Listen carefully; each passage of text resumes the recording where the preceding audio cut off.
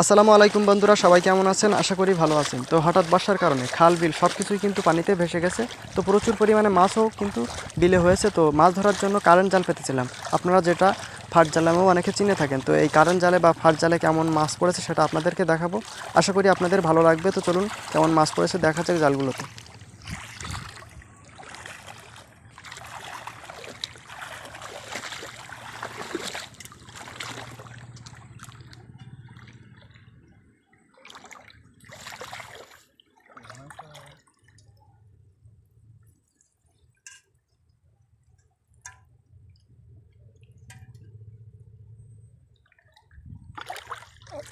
আগে জালগুলো সব দেখি।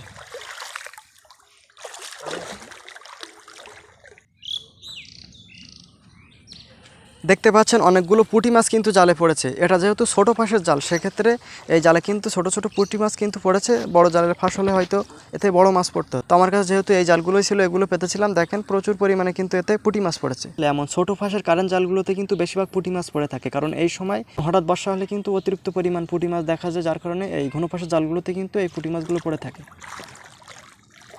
দেখেন কতগুলো মাছ পড়েছে।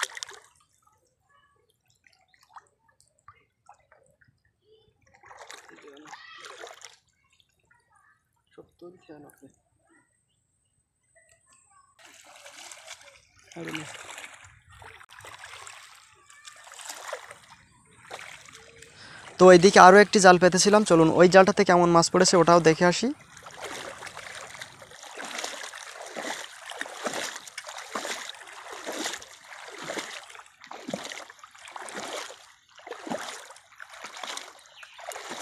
তো এটাতেও কিন্তু অনেক বেশি পুঁটি মাছ পড়েছে। তো সবগুলাই কিন্তু পুঁটি মাছ, অন্য কোনো মাছ কিন্তু এখানে পড়েনি। যেহেতু ছোটো ফাঁসের জাল, সবগুলাই কিন্তু পুঁটি মাছ পড়েছে এখানে। তো জালটিতে অনেক মাছ পড়ার কারণে জালটি গুছিয়ে ওপরে নিয়ে যাচ্ছি, এবং ওপর থেকে সবাই মিলে মাছগুলো ছাড়িয়ে পুনরায় আবার কিন্তু এখানে পেতে দেবো। ওপরে নিয়ে সবাই মিলে একসাথে মাছগুলো ছাড়ালে কিন্তু অল্প সময়ের ভেতরে মাছগুলো ছাড়ানো হয়ে যাবে, এবং তাড়াতাড়ি কিন্তু আবার জালটা এখানে পূর্বের ন্যায় পাততে পারবো।